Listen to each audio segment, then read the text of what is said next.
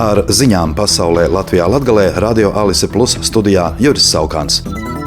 Šodien Kijevā tiekas Eiropas Savienības ārlietu ministri, šādi izrādot atbalstu Ukrainai. Eiropas Savienības augstais ārlietu pārstāvis Žozeps Borels uzsvēra, ka Ukrainas nākotne ir Eiropas Savienībā. Drošības apsvērumu dēļ ministru brauciens iepriekš netika izziņots.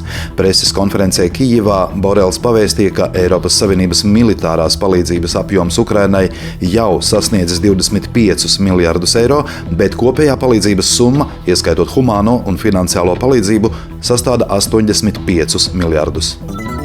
Bulgārijas robežpolicijas priekšnieks Antons Zlatanovs šodien paziņoja, ka Bulgārija aizliegs valstī iebraukt automašīnām ar Krievijas numurzīmēm.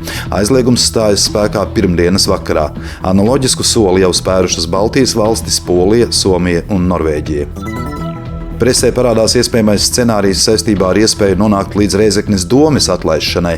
Šādā gadījumā ārkārtas vēlēšanas varētu notikt kopā ar Eiropas parlamenta vēlēšanām nākamā gada jūnija sākumā. Finanšu ministrija jau otro nedēļu vērtē Rēzeknes pašvaldības sniegto informāciju iespējamai finanšu stabilizācijas sākšanai.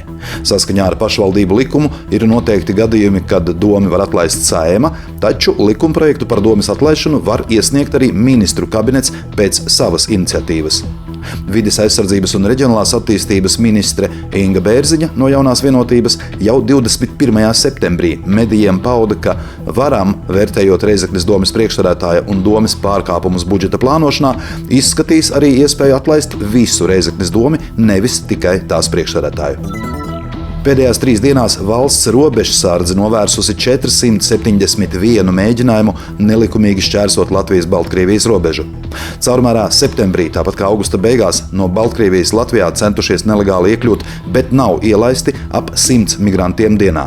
Jāpiezīmē, ka Latvijas-Baltkrievijas robeža nav vienīgā problemātiskā vieta. Prese raksta arī par masveidīgiem sudāniešu un afgāņu mēģinājumiem šķērsot Itālijas-Francijas robežu Alpos.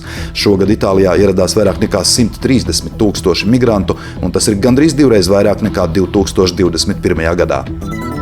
Remonta darbu dēļ Daugavpilī no šodienas līdz 16. oktobrim ierobežos tramvaju satiksmi 1. maršrutā. Pēc būvdarbu pabeigšanas 3. tramvaja aplīs Stropos varēs atsākties kustība visā 3. maršruta garumā un daļēji arī 1. maršrutā no apavu kombināta caur Stropiem, izmantojot tramvaja vagonu tehniskai apkalpošanai depo Liepājas ielā. Pilnvērtīga satiksme visos maršrutos tikšot atjaunota līdz 17. novembrim. Tā vismaz sola pašvaldības pārstāvji. Līdz ar to tramvaju satiksmes ierobežojuma termiņš Daugavpilī būs īsāks nekā to sākotnēji plānoja akciju sabiedrība Daugavpils satiksme. Daugavpils pilsētas dome aicina līdz 15. oktobrim pieteikt pretendentus apbalvojumam Gada balva, kas dažādās nominācijās tiek piešķirti jau kopš 2010. gada. Gada balvas saņēmējiem tiek piešķirtas arī naudas balvas.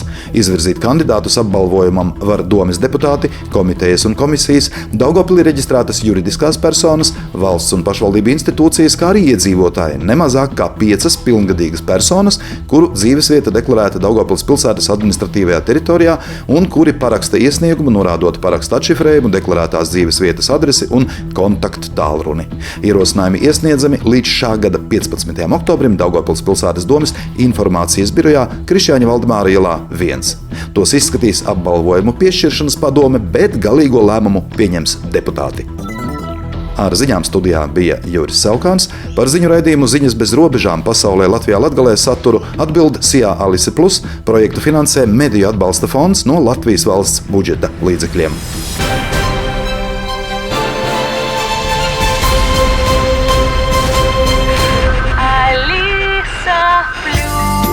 Radio